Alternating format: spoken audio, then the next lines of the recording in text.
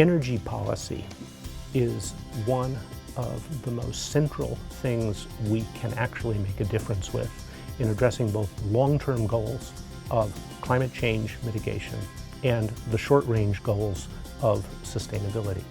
We've known for some time that indoor air pollution is an important contributor to health of kids in schools, teachers in schools, people in homes, people in office buildings. And up until now, all the focus of climate change has been on the things that will happen outdoors, around us, from flooding to heat waves to droughts to scarcity of crops.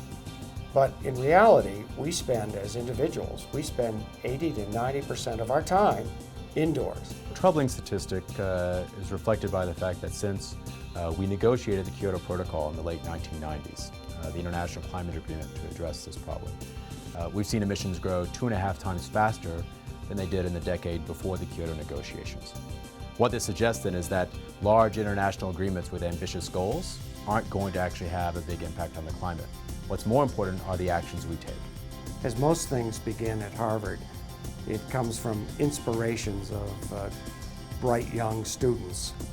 And I think this is the origin of our very beginnings of sustainability values being expressed on campus.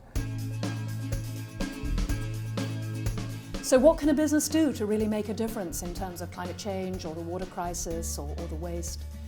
I think there are 3 things I would focus on.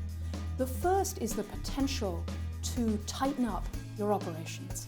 Energy's been free forever. Any resource that's practically free is wasted.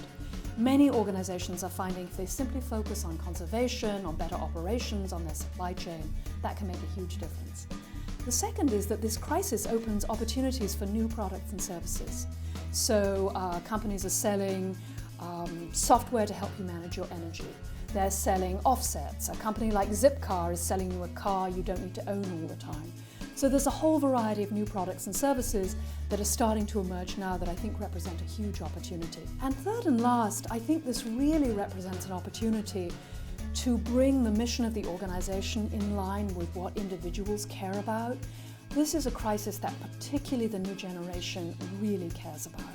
If you can align what you're doing as an organization with what they care about, if it can be the case that business helps to solve some of these problems that we address, I think you can unleash a level of productivity and passion that really makes a difference in the entire firm.